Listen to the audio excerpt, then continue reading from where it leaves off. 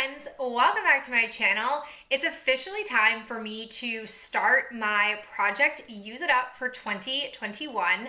Before I dive into the items I've chosen, I'm just going to go ahead and give a quick overview of what this project is in case it is your first time tuning in. There'll be chapters down below in case you want to jump ahead to a certain section. So this is your first time tuning in. A few years ago at this point, started to do exclusive basically project pans, but with body care items. And in body care, you don't tend to have like pan to show. So I just call it a project Use It Up. For me, I tend to select items that I use in the shower, post-shower, pre-shower, skincare stuff. Basically just things that I want to get usage out of and get my money's worth out of. And I have found for me that doing these projects keeps me very focused on using what I have, and it keeps me away from just purchasing tons of items that I don't need.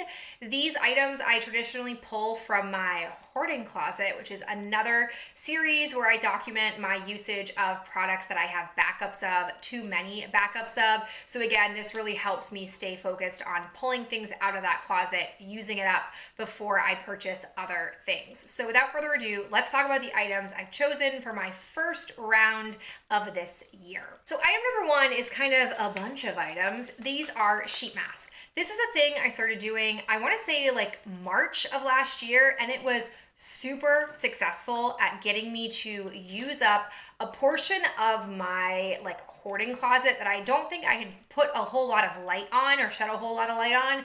And I have just been moving through sheet masks ever since doing this. So I have essentially pulled all the sheet masks that I currently have in my collection.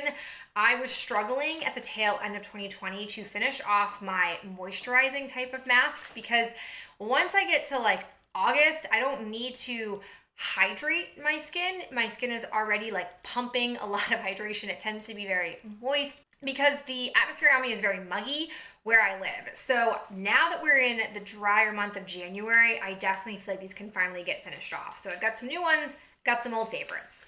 First is the Leaders Illuminating Treatment Mask, Brighten Skin, Radiant Youthful Complexion.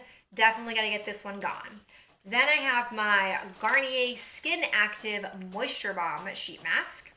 We've got the Facetory Whoa, that H2O. I have the So AE Snail Brightening and Moisture. The I'm Real Tony Moly Illuminating Lotus Mask Sheet. And then some new ones that I'm bringing in. I've got the So AE Nature Collagen Essence Mask with Tea Tree. This was like hiding in my toiletry bag. Don't really know why. I have this sample one that I got. This is the Meg Rhythm Gentle Steam Eye Mask. Very curious about this. Then in my recent Sephora purchase when they did their VIB sale, I have the Aloe Vera face mask. And then lastly, for Christmas, I was given like a tin with a bunch of Soap and Glory stuff from Ben's mom. So in there was the Puffy Eye Attack Under Eye Brightening Hydro Gel Patches. So we'll see how quickly I can progress. At the height of my sheet masking routine, I sheet mask 5 days a week.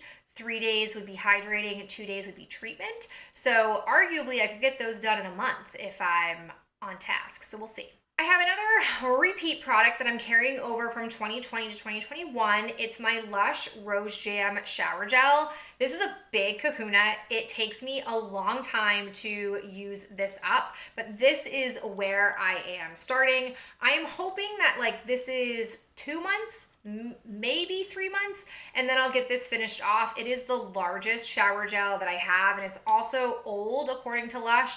They told me that I was supposed to use it by January 29th of 2019, and it's 2021, so definitely got to get this work through, but it still smells delicious and amazing, and I am just like a rose fiend, so I'm very happy to have it.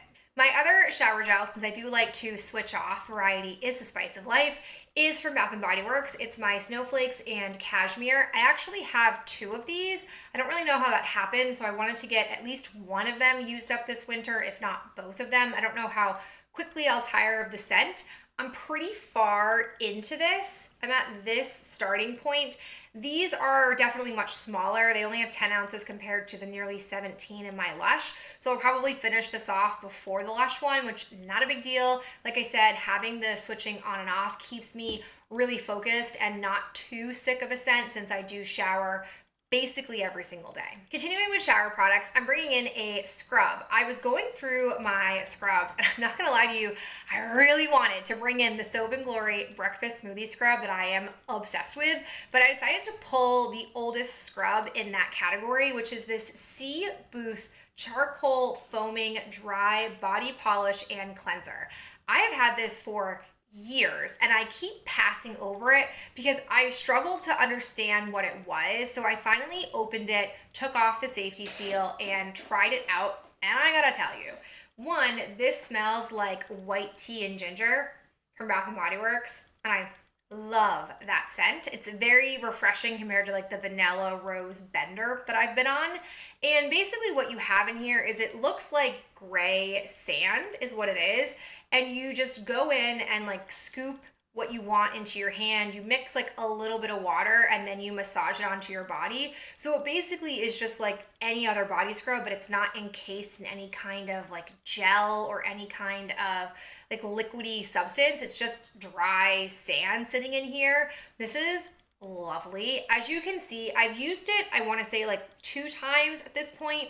There isn't a ton in here. It's 6 ounces, but I feel like it's gonna move slower than another like 6-ounce gel type of exfoliant because 1, I'm scooping, and 2, you don't need as much to scrub. The particles in here, the grains are really, really fine. So I can get like a small amount, but be able to really like rub it into my legs because it doesn't disintegrate as quickly as stuff that's encased in gel. And it's also not like a sugar scrub, so it doesn't dissolve as fast. I don't believe that it's real sand. Nothing on here says that it's real sand, and maybe it is, I don't know. I don't think it'll clog my shower, but if it does, I'll be sure to let you know. But I think this one will hang on longer than scrubs usually do in this project. Next up is a deep conditioner. I finished off my macadamia hair mask, and then I was looking at my hoarding closet to see what I had to use, and I have a couple of these Fortune Cookie Soap deep conditioners.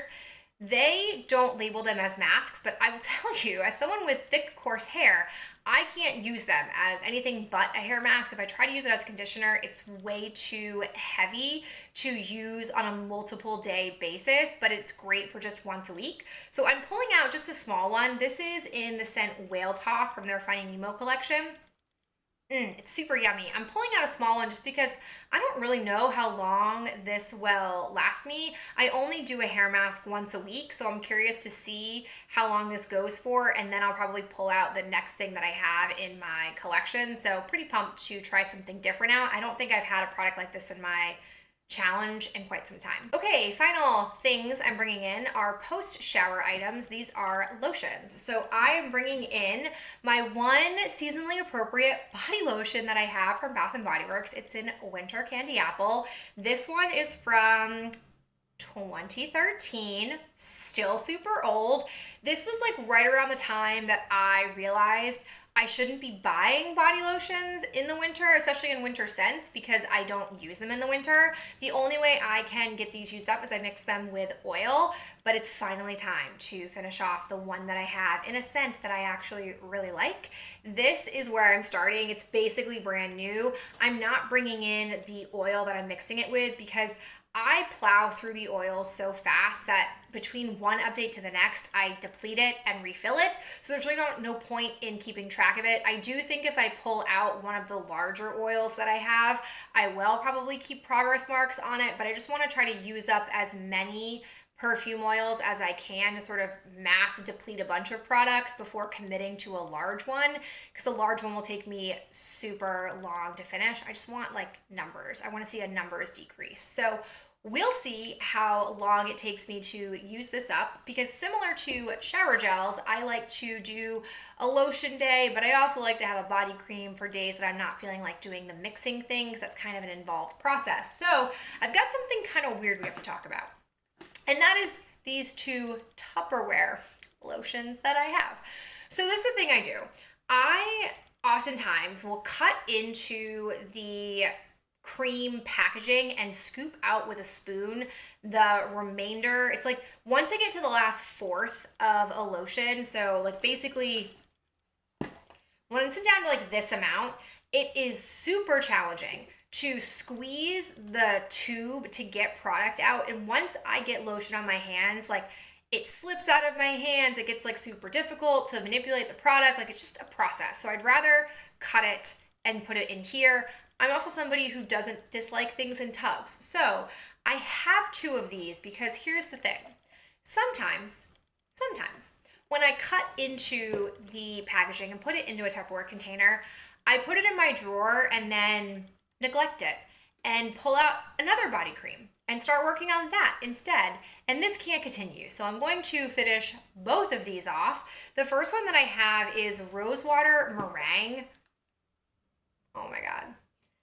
This scent is really, really yummy, but it's super strong. It's almost to the point where putting it on my whole body is a little bit overwhelming as a sensory experience. And you guys know that I love to smell things. I love to be smelly, but this is very, very intense. So I most certainly cannot apply it in the morning. It can only be applied at night. And like literally when I take my pajamas off and then the next like night go to take them and put them back on, because I wear pajamas over the course of a week, I can like smell this scent so intensely. Like my sheets will smell like it. It's very, very intense. So that's why I tend to not come for it very often, but it's time. This needs to be finished off. I'm here at this point to document it. I have another full size of this scent, which could be good, could be bad, don't know yet. But either way, this one needs to go. And then recently I pulled apart my Love body cream, which is rose and vanilla, that some buffoon at Bath and Body Works decided to discontinue, and then a bunch of other buffoons said like, yeah, let's do it. So I finally couldn't resist it anymore. I pulled it out, and this is what I have left. I'm so sad. I love that scent, and it's the only body cream in that scent I have. I do have it as a shower gel, might have two as a shower gel. I don't think I have it as a body lotion, so it's depressing. But my plan basically is to do like this one night, this another night, do this one, and then come back to Rosewater Meringue. That might feel like ridiculous to keep track of all of that, but trust me, it's easy to keep track of, and it does keep me focused, and I will at this point use all three of them, which is the ultimate goal. All right, guys, I hope you're excited for the monthly updates I will be doing with this. I am so looking forward to depleting even more product and bringing my overall hoard down to a more reasonable number. I appreciate you tuning in and watching, and I'll talk to you in the next video real soon.